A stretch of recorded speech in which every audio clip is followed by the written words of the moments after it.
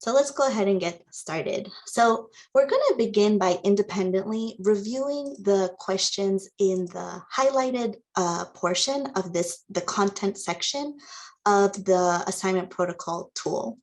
So again, we're starting with the content section of the ELA assignment review tool because it asks educators to complete a text analysis in order to determine if students' lessons are centered around the use of grade appropriate, high quality complex text.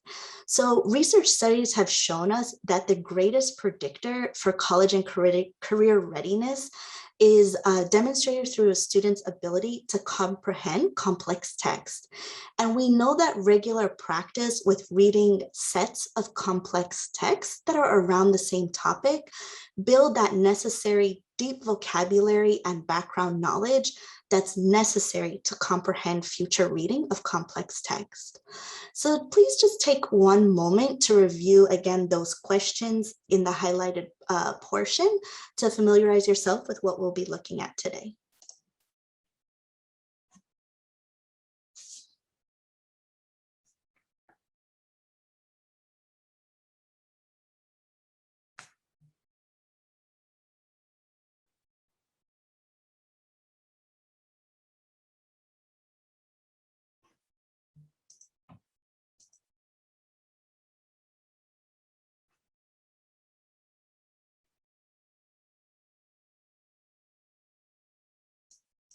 So Margaret, if you could chat the note catcher again. This assignment review protocol, it's also listed in the pre-work, so you can see it larger. I know that on your screen, it's pretty small. So hopefully you are looking at it by clicking through the link that was provided in the pre-work and in the note catcher. So Margaret, if you could go ahead and re-chat those, I appreciate it. Thank you. All right, so let's continue. I'd like to just spend another quick moment on this last statement that I made about why we are using our time together to highlight text complexity and the skill of text analysis. So earlier, we talked about how, while proven largely ineffective, remediation can often feel intuitive. And in literacy, this tends to look like interventions that focus on skill-based instruction. So things like practice questions for identifying main idea. And that's the focus instead of a focus on building word and world knowledge using high quality complex text.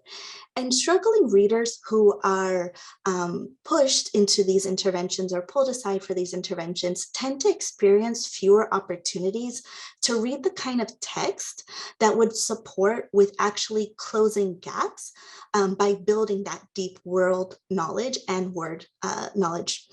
So they then experience much slower growth of literacy related skills, and that gap becomes cumulative as the years go on. So aside from exacerbating inequities, research studies have proven that a student's ability to do well on reading comprehension tests, tasks, or assessments, it's not dependent on whether or not they can answer literal versus inferential questions, but rather if they're able to access complex text. So this means that we can't just put students in front of the kinds of text that they are most comfortable with, as students tend to do relatively well with those kinds of texts. And we also can't just start asking students to engage with complex texts when they're in high school. So this should be an experience that students have across the grade levels, so that by the time students get to high school, they've had practice engaging with texts that are more complex. So as it says there, really the bottom line is that the more you know, the better your reading comprehension will be. This happens for a lot of reasons, but again, knowledge and knowledge building plays a huge part in reading comprehension. And if we want to provide students with equitable learning opportunities, we really can't afford not to build students' knowledge base. And by pushing students into spending the majority of their time in lower level text, texts that feel more accessible, they're not getting exposure to richer language or more complex ideas and building that world knowledge. So with all of that said, this brings us to how we would prepare or determine if students are really having access to high quality tasks and text. So the writers of the Common Core outline these 3 factors to help us better navigate what we should be looking at to determine how complex a text is or what about it makes it complex. So we would look at 3 features. The first one being quantitative measures, which look at the factors that impact readability. And this is usually measured by a computer program. So, and we'll talk about it in a moment, but many of you have probably heard of Lexile levels. Then we also have qualitative measures. So we're examining knowledge demands of the text, the language features, text structures, and this is analyzed by an attentive reader, being you, the educator who's preparing the lesson. And then finally, we have reader and task. So this dimension considers additional outside factors that might impact, as it says there, the difficulty of reading the text. So what I want to clarify here is when we're saying, we're making a distinction between whether a text is difficult versus whether or not it's complex. So when we're saying it's difficult, we're thinking about what about this text might be difficult for a particular student based on that student. When we think about complexity, we want to know what is complex about this text in and of itself. What makes it worthy of students' time and attention, not what would be challenging for them. So we're going to pause here and do a quick poll. Margaret, could you post the poll in the chat? This is going to take you to an external poll since we're in a breakout room. We can't use the one that Zoom provides. And you're going to answer this question of which dimension of text complexity are you most familiar with analyzing?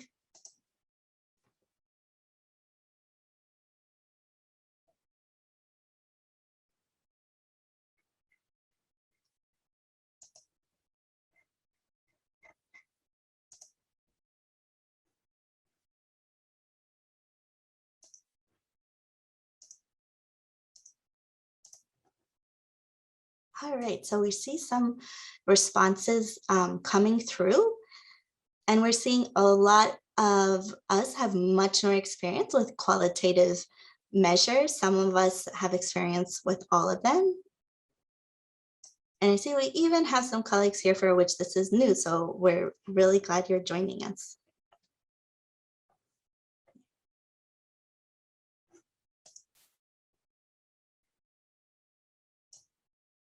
All right, so hopefully you are able to access that link. I see we're having a bit of small level of responses, but hopefully for our next one, you're able to click on it and respond. And it really looks like we have a mix of familiarity with this skill, which we'll be looking more at in the next few slides. So let's start with looking at quantitative measures. Sorry about that. I'm not sure why it's moving. But quantitative measures tell us how a computer analyzes. Let me see what's happening here. Sorry about this, everyone. Let's see.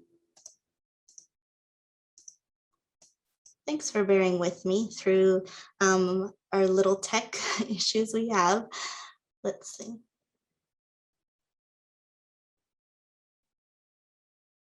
It seems to be on a timer, so I'm going to use this slide here to help us go through that. I apologize. If you all can give me 1 second, I'll see why the slides are advancing. I really appreciate your patience.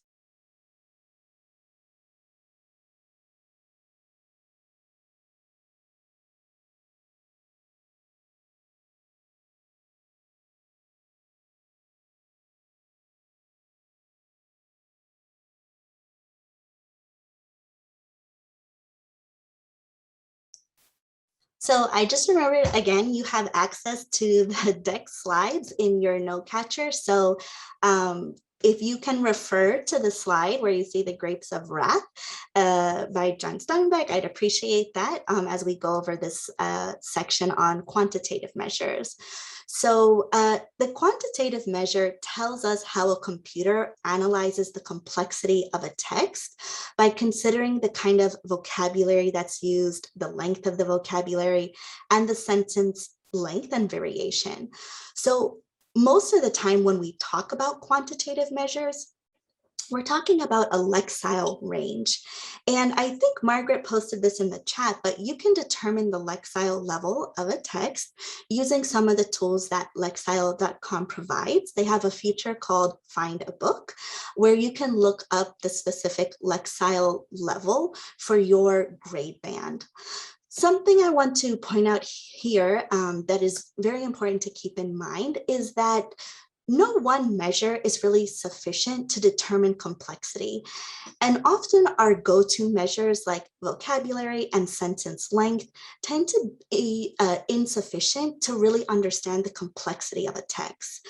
So for example, as you saw on the screen with the Grapes of Wrath, this is a very clear case in point. So when you consider Steinbeck's use of simple language and dialogue as a stylistic choice, it makes sense that the text is very readable.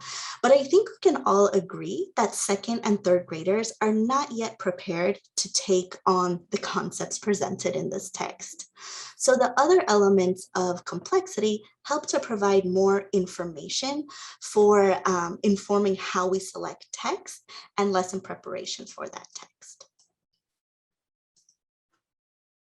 So then this brings us to the analysis of qualitative features. So again, starting with the lexile or quantitative measures is a great place to start, but then we want to begin a qualitative analysis.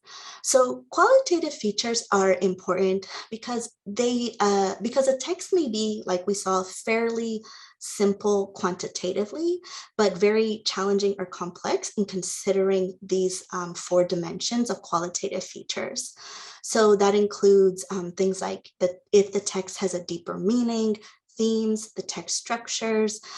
For example, a flashback text structure would be more complex, and also then more nuanced language that may be difficult for a reader. So again, let's see what's happening here. So it might be more difficult, excuse me, for a reader. I'm not sure what's going on with the slides, but I, again, really appreciate you bearing with me on this. So when we're doing this type of analysis, it helps us with planning instruction and targeting scaffolds for our students. So we want to illustrate this with just one example.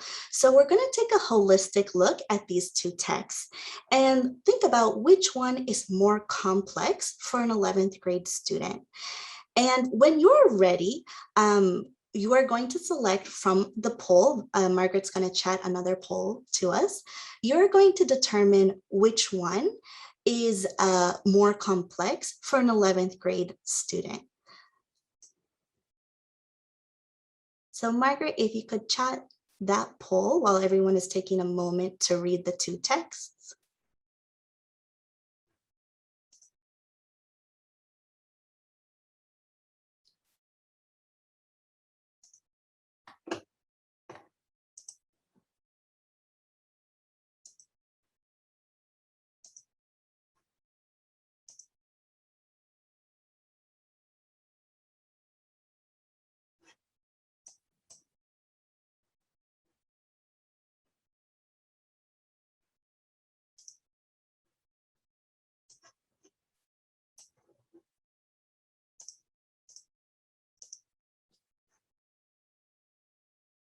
Okay.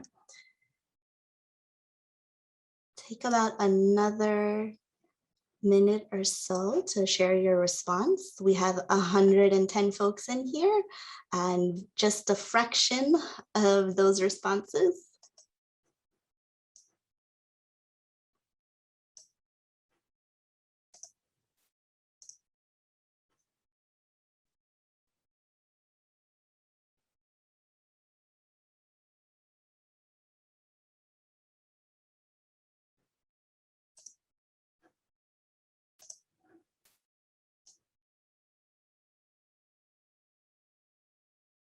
All right, so what we're seeing in the response, if you were able to vote, is that most people are showing that they're seeing the second text as the more complex of the two.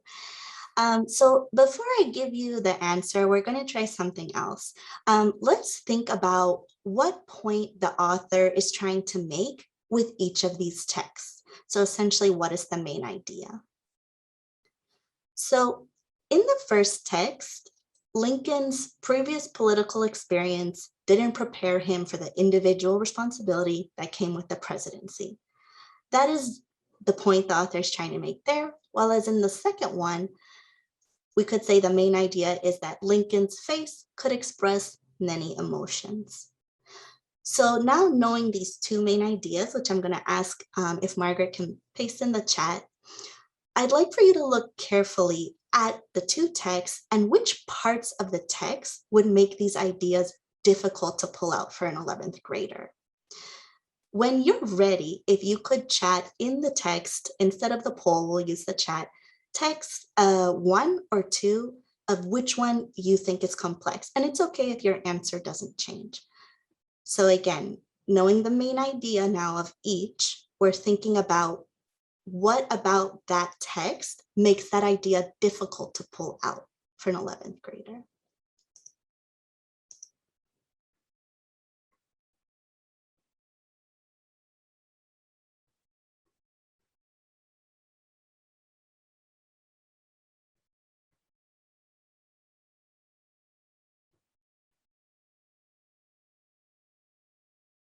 Sticking with one. So we still have a bit of a variety, and that's fine. I'm seeing some, I really appreciate those of you who are putting in your reasoning. That was going to be our next step. So thanks for giving us that segue. If you could, even if you've already responded, if you could give your reasoning for your response, that would be great to see what's coming through.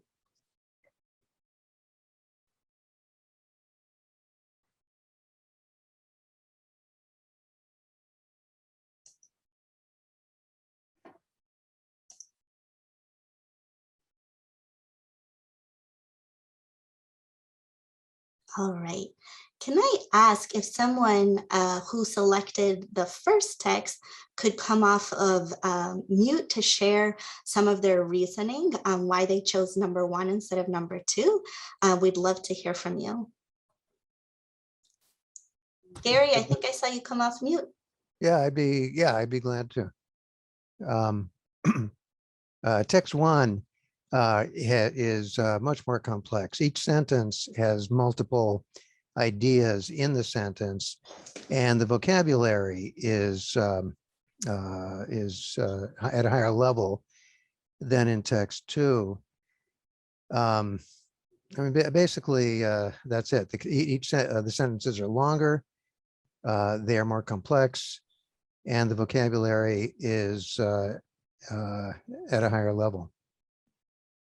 Thanks, Gary. Anyone like to add to that? And I saw there was a question before another person jumps in. There was a question about how are we determining if it's complex? So again, we're thinking about, we're going to go more deeply into what we mean by that. But again, we're not necessarily considering what about it is complex for students. We're thinking about what makes this complex in and of itself. So if the main idea of the first one has to do with Lincoln's previous political experience and knowing that it didn't prepare him for the presidency, and the second one's main idea is that Lincoln's face can express many emotions, we want to see if the elements of that text, what is complex about it, or would be complex for students to understand to get them to that main idea. And Una, your message here about the first passage requires inference skills. Can you talk a little bit more about your thinking there for us? If you wouldn't mind coming off mute. Yeah, I think that the second passage is much more, the information is right there. Whereas the first passage, you have to have a lot of background knowledge and put it together with what you're reading and make the inferences to get to that main idea. Thank you for that, Una. And that's a higher order skill. That's why I think that is the harder text. Yes. And thank you for pointing that out, that it is the harder skill to then arrive at that main idea in order to get there. So it's okay right now if we have different ideas or opinions, as we haven't dived completely into dissecting what we mean by complex. But the point is to get this kind of practice and conversation going with your colleagues, so that we're really diving in and talking about what type of access our students have. So to kind of lift the mystery, the answer is that text 1 is in fact more complex. So although the second text includes some complex vocabulary and more complex sentence structures, and some of you point out longer sentences, text 1 includes all of these things and also includes a broader, more sophisticated subject matter, which makes it more complex, as Una explained, with the need to be able to complete the skill of inferencing. So we do this type of activity. When we do this, it highlights that many of the things that we typically look to ascertain if a text is appropriately challenging, it can lead us sometimes down the wrong path when thinking about complexity. So for example, we might quickly check the length or the look at the vocabulary, more for length of the vocabulary word as opposed to the words themselves. Or we might think about the text in discrete parts, so like sentence by sentence, as opposed to also thinking about the knowledge that's being built or the author's intent as a whole. So our first round asked you to look at the text as a whole, and identifying what makes it complex is the way educators tend to traditionally analyze text by doing the first read to prepare for instruction. But to better support your students, we need to kind of shift away from that way of looking at determining complexity. So what that means is that when we do our first read, we're reading for meaning. What does the text say? And then we do a second read to determine what parts of the text might make that meaning difficult to discern. And again, as we'll talk about later, also worthy of then students' time to spend that time unpacking that complexity. And we're going to engage in this a bit more in the next few slides. So what you see here is a rubric. Again, it is very small, but if you go to the note catcher, you can zoom in on it on the PDF.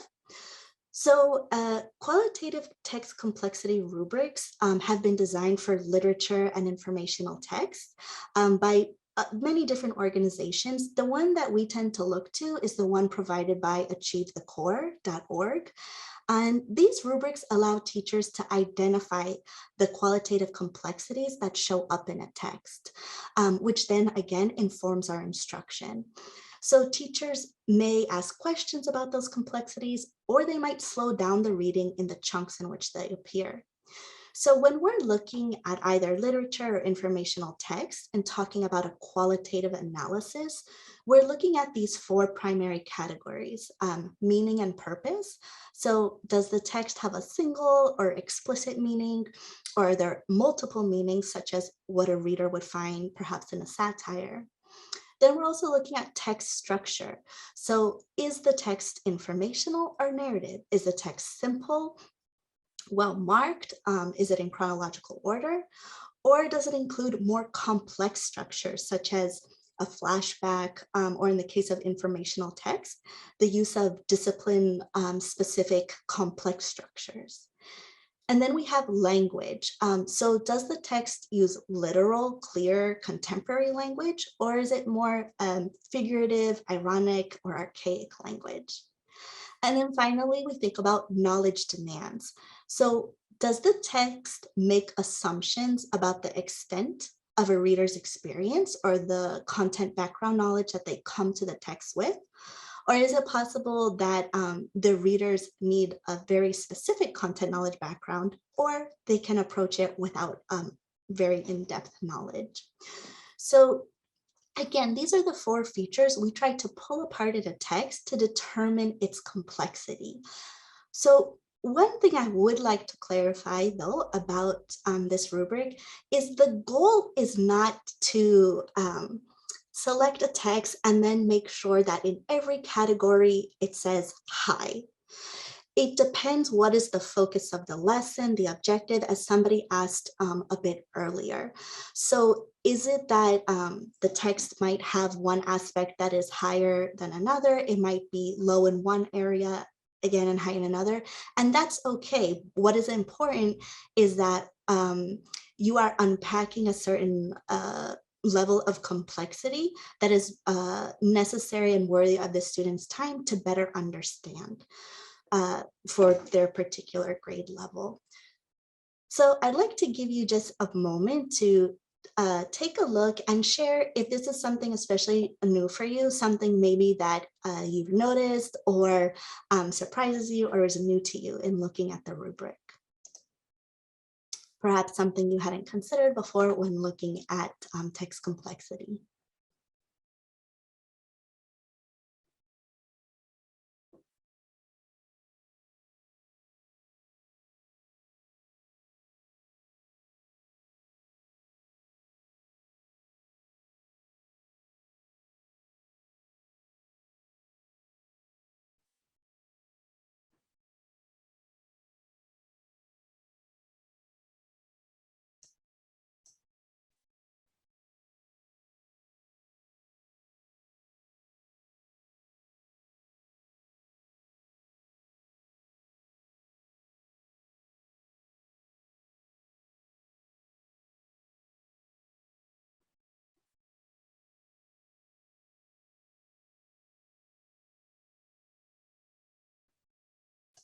And Margaret has included the questions in the chat. And thank you. I see we have some responses. Okay, so looking at purpose, perhaps that was new. What is the purpose of the text? Great.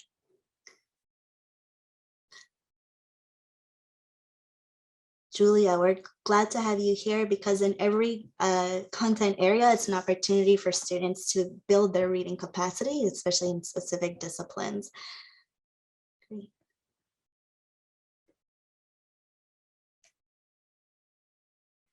Debbie Logan, if you wouldn't mind, I'd love if you could come off of mute and share a little bit more. You explained very well what the last point I was attempting to make. So I'd love if you could come off mute and reiterate that if you could. Let's see. Hi. I think that's important. I know when I am focusing on thematic ideas or want students to make thematic connections, that I would definitely put in a high category. But it's good to know that they don't also have to have, a really difficult text to do that with, because then you can't focus on that. So having that balance of maybe a middle text with, that high skill, I think is helps the students to be more successful. And then you can once they have that handle on that particular structural skill, then you can advance the text as well so that they can kind of continue along. So I guess kind of scaffolding the things. And so if you know that your purpose is so they will understand how to identify thematic concepts or make connections of how, figurative language helps to develop those ideas, then building the text from something that's easier for them to understand up to something more complex will help them as well. Absolutely. Thank you so much for that, Debbie. And I just want to highlight that, everyone, your colleagues here are really showing their brilliance through the chat. And I would really encourage you to take a look at the chat, especially if these tools that again are available through the roadmap are new to you, or if this concept is new, especially the last exercise with comparing the two texts. I know our time is so limited and we're moving quickly, but there are great explanations in the chat about how your colleagues are analyzing the text number 1 for why it's complex.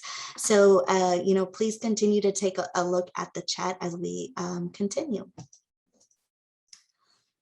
So here we have a text that you read for your pre-work. It's an article for 6th grade, and I'll go ahead and share with you that the Lexile level of this article is 1100. So it's well within the grade band expectations when we're looking just at Lexile level. Again, we said that that's a good place to start, but we also want to think about the qualitative features and what makes this particular text appropriate for 6th grade. So I hope you had an opportunity to read the article in the pre-work. I see Margaret has gone ahead and put the link to the pre-work, I'm sorry, to the assignment in the chat. And if you go to the assignment, you'll see a link to the article that the students were asked to read. So what I'd like you to do now is, if you have already read it, go back and think about now what we've talked about, qualitative features, and what about this particular text makes it complex. And we have some support there at the bottom about characteristics of complex text.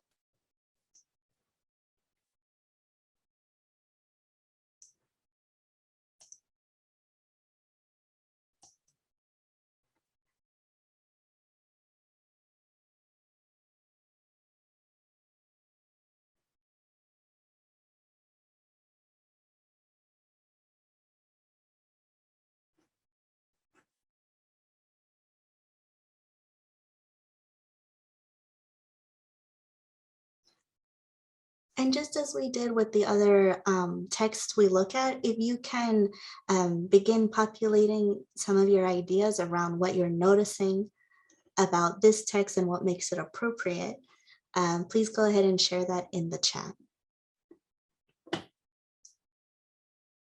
Great, thanks for getting us started, Lucy.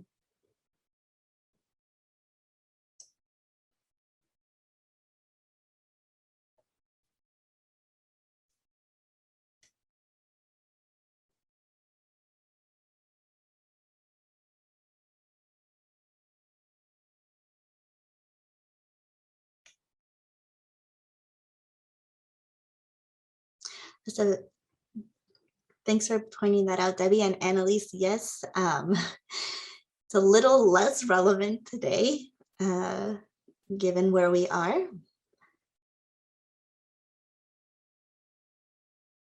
Great. Expert commentary. Thanks for lifting that up, Jen. The context, lots of discipline-specific vocabulary it's quite dense. And yes, for a small, what appears to be a small article with some very familiar language, but also some very unfamiliar language, it does pack in a lot of information. Great. So thank you everyone for what you're pulling out from the article. This is exactly the kind of thinking we want to engage in to make sure that our students have access to complex text, but in your own planning, this is then when you would also begin to look at how you would support students with unpacking those different elements. And as was pointed out by your colleague, deciding which of those is really worth spending the time looking at. So thank you all for engaging in that and your responses. So finally, when we're thinking about text complexity, as I've been saying, we think about if the text is worthy of students' time and attention. And in this case, we know, again, that it's within the correct Lexile band when we think quantitatively. And qualitatively, we know also that this text is authentic and it's a published text, which tend to be more high quality than if we see a text that's just been written for one specific purpose to be in a part of a curriculum. We also want to think about if it builds that content or cultural knowledge that we want students to be building to have deep world knowledge. And so again, we see that it's an authentic text published in a national magazine. And as it says there, it's appropriately challenging in terms of its structure, vocabulary, and meaning. And we can also say it's a bit dated, but it does build students' knowledge of an important public health topic, which we're continuing to be, that topic itself is continuing to be very relevant. So what we were able to do in our time together just now is really complete this first section of the tool, where we looked at the text complexity. Again, you wouldn't use this tool for every lesson, but it's more of a practice exercise to understand your grade level standards and what tasks should look like for your particular grade level. So moving on, if this is something that was very new to you, I encourage you to go to our website. It's listed there, our student work library. So in this library, we have examples from K through 12th grade of assignments that are considered weakly, partially, or strongly aligned to grade level standards. And it also includes looking at the tasks themselves to see if, you know, a text might be well aligned, but the questions that the students are being asked to engage in might be below the level of rigor for that grade level. So this work library provides you with the resources to engage in that type of analysis. And it provides the full analysis that we just went through of looking at the different parts of the text, looking at the standards, and looking at the task. So I encourage you to take a look at that at your leisure with your team to build this skill. And so next, what we're going to do is we're going to take a moment to pause, except for the deck doesn't want to pause, it wants to keep going without me. But what I'd like for you all to do is to take a moment to reflect on these questions, the potential benefits of analyzing text complexity for your students and for yourself, thinking about who or what can support you in developing this skill, and also what is the next step you will take. So choose one of those questions to reflect on, and when you're ready, please share in the chat.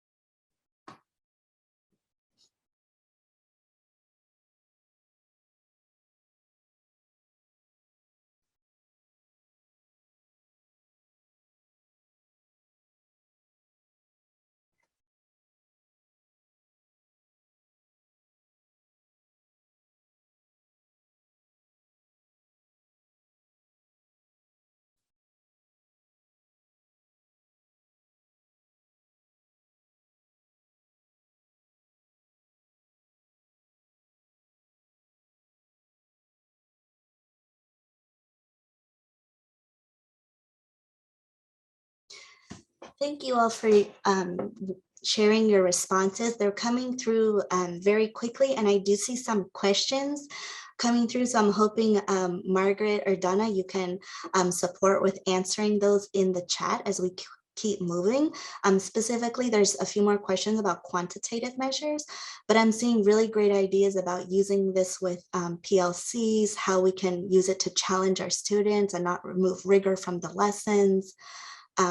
It's a tool for collaboration. And on that note of collaboration, I do want to highlight a question that I received regarding WIDA levels. So if you aren't familiar, WIDA is the body that the Commonwealth belongs to that administers your annual English language proficiency assessment. And my encouragement for your ESL educators and classroom teachers is to really work together from the beginning, looking at text complexity, especially that area around language. ESL educators can really support with breaking down that language and thinking about it in maybe ways that are new or unfamiliar to you, particularly when it comes to the vocabulary or sentence structures. That's an excellent opportunity for collaboration and to begin thinking about your English learners earlier on in your planning process, as opposed to typically what often happens is we think about how to support our English learners when we get towards the end of our planning, thinking about scaffolding. So it's a great opportunity to think about how to collaborate earlier on. And thank you for all of these great next steps. I'm really excited for you all to continue with that. So I know this is a lot of information. Thank you all for hanging in there with me on this. We're going to transition to our next section. I know a break would probably be lovely, but we're going to keep plugging along. So I thank you for sticking with it.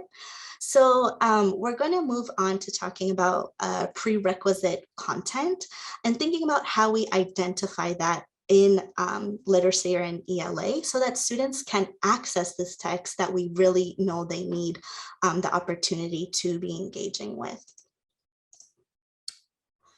So saying that we're accelerating learning, it connotes that our systems, our school and educators and leaders are leaning into these three areas here, these three key principles.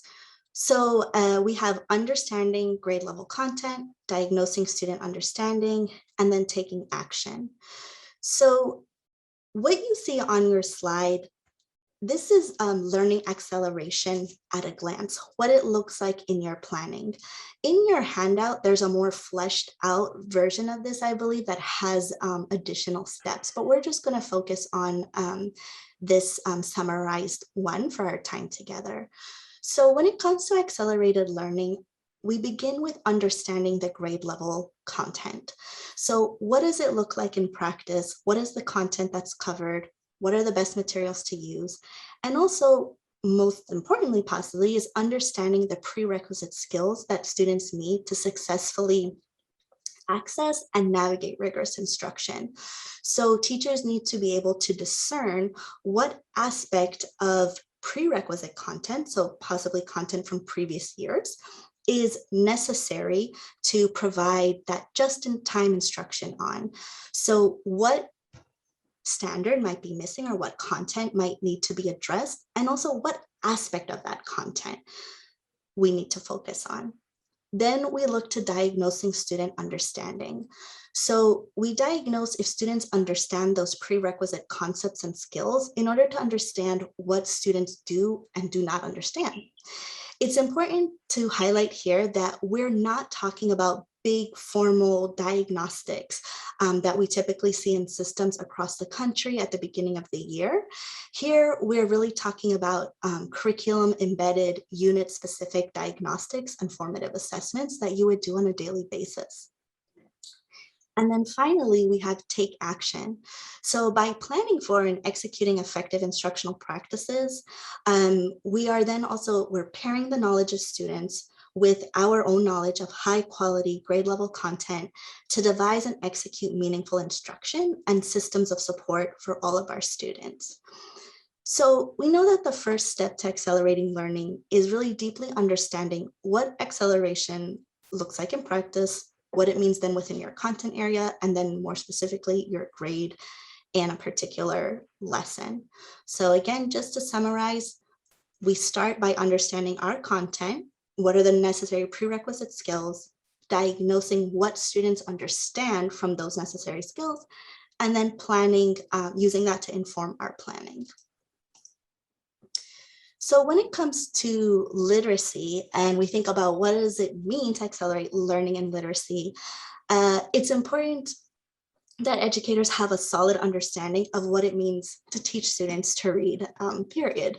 So for decades, as I'm sure many of you know, our country's been grouped in several rounds of reading wars that often lead educators asking, is phonics instruction important? What about whole language? What's wrong with balanced literacy? And so forth.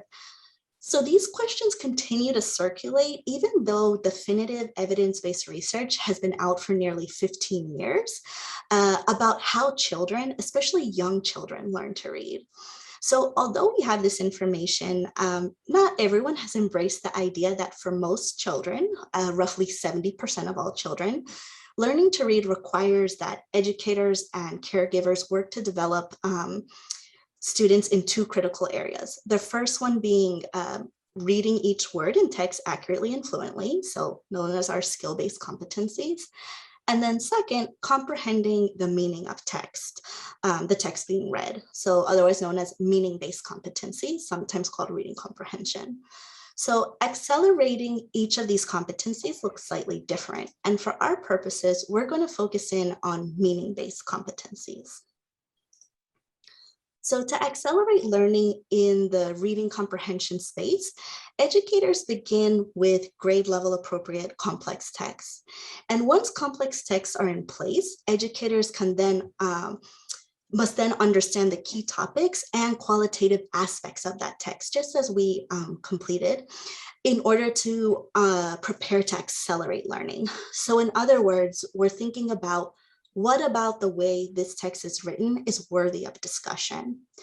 So for this example, I'd like for you to envision a 7th grade ELA classroom where the teacher has already gone through the process of selecting a grade level appropriate text through that qualitative and quantitative analysis. Then throughout their 7th grade year, students will read and discuss text about individuals that overcome and persevere in the face of incredible obstacles. So for this area of study, the anchor or core text that students will be looking at is A Long Walk to Water. So I'd like for you all just to take a moment to read that very, very brief synopsis of the anchor text that this 7th grade classroom will be looking at.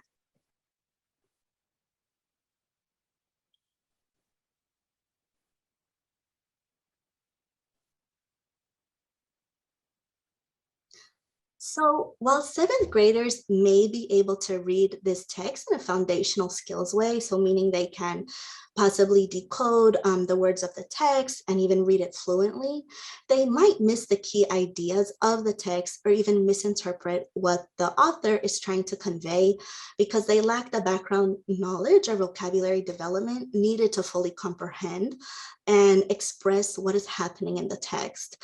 So in this case, students may need advanced preparation with the topic covered and the language used in A Long Walk. So again, we're approaching it with acceleration by focusing on proximity and context. So lifting up those elements that students need review with at the right time. So in meaning making or reading comprehension, we can accelerate learning through building prior knowledge and developing academic vocabulary. I'd like for you to take a second to read that first chunk of text that describes the topics that are covered in the text A Long Walk to Water. So where it says to deeply understand and the 3 bullets after that.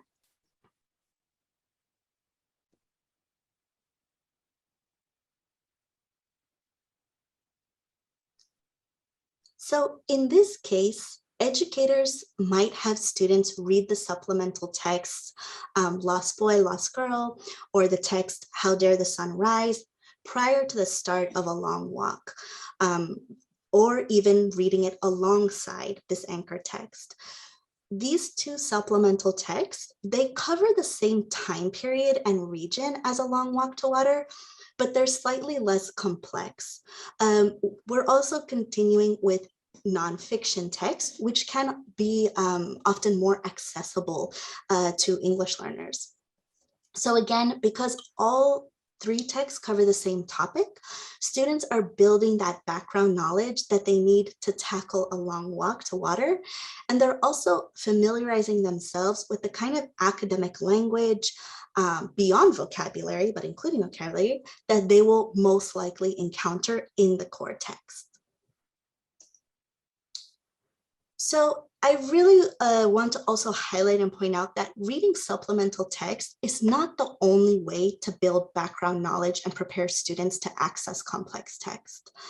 Activities that activate prior knowledge by leveraging students' assets and funds of knowledge support with schema building.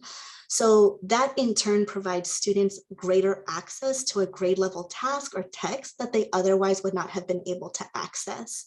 So again, if you're familiar with the concept of building schema, the stronger a student's schema is, the more readily they're able to access a task or text.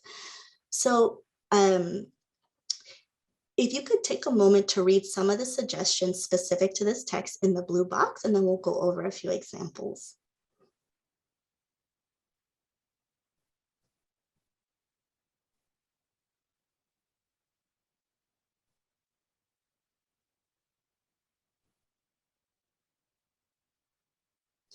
So again, it's important to keep in mind that as you're accessing prior knowledge and seeking to fortify it, that we're being culturally responsive and sensitive to that knowledge and that those assets that students are bringing to this learning experience.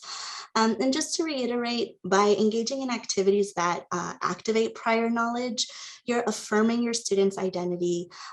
It also acknowledges that students are coming to the classroom with knowledge and experiences that actually function as learning resources for their peers.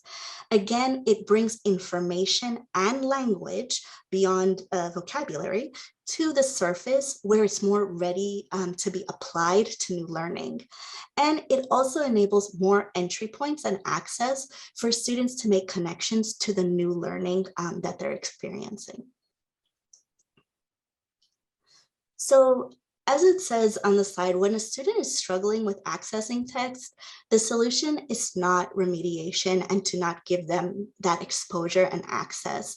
To accelerate understanding, we instead focus on these key meaning-based practices, which I know many of you will see this and say, well, isn't this strong instruction? And it truly is. But it's important that we also conceptualize how they can be used to support students who normally don't have access to complex texts with being able to engage in those tasks. So we have knowledge building practices, vocabulary building, and reading comprehension. So just to go over a few of the highlighted ones, building on research that highlights the best practice of using informational text. So as I was saying earlier, using informational text is also a great strategy to accelerate language and learning development for your English learners, as they tend to be more accessible and can build that background knowledge that students need. When we talk about vocabulary building, we want to make sure that we're engaging in vocabulary building that is creating authentic and meaningful opportunities for students to use their new vocabulary in writing and speaking. So this is not, just a list of new words or translations, but really giving them that chance to use the language in authentic ways.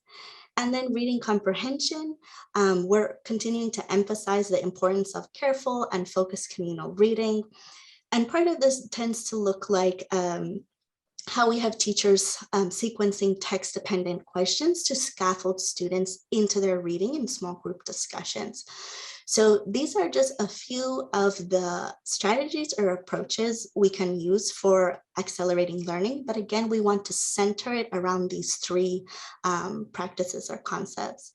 And in the short time we have left, I'd like to ask you all which of these are maybe familiar to you or stick out or already part of your practice that you had maybe not considered them as a tool for accelerating learning.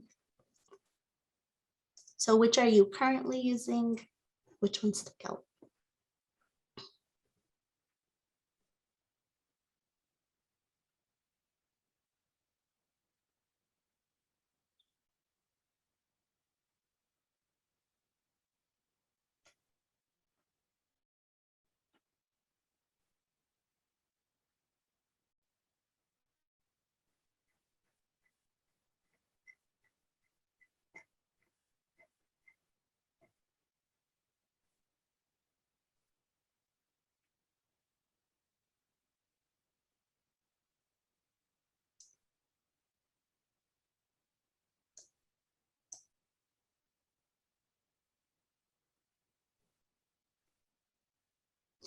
Great, I'm seeing read aloud, sets of connected text. Those are particularly important for building knowledge for students. And it doesn't, again, need to just be text. It can be media,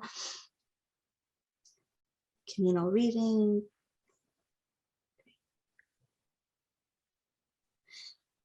Kathy, I'm glad you said that. I think that's sometimes the elephant in the room.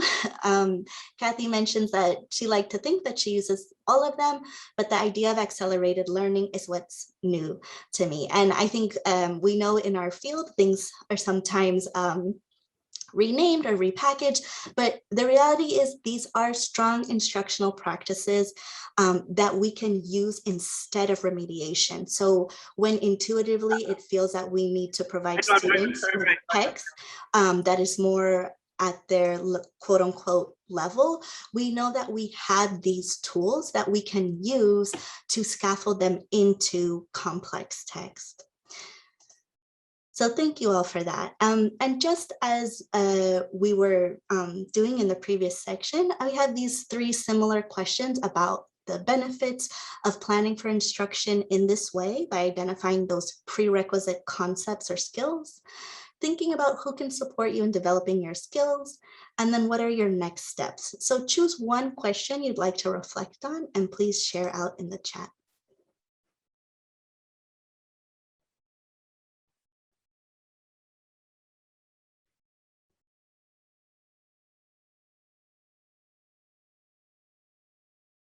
And if you do have to jump, thank you, Debbie.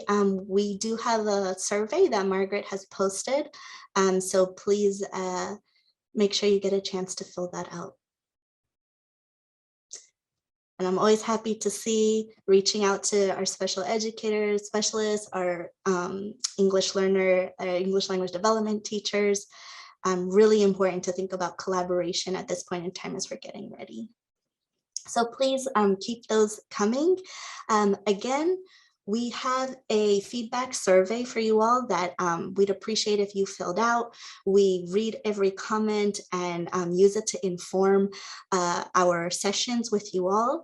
And again, thank you so much for bearing with me with the tech challenges and for your participation, both coming off mute and in the chat. It's been great, and there's great ideas being shared here today.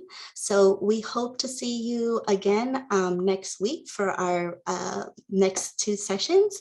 And with that, I just thank you again. And Margaret and I and Donna will be staying on for a few more minutes in case you have any questions. But otherwise, we hope you have a wonderful rest of your afternoon. Thank you, everyone.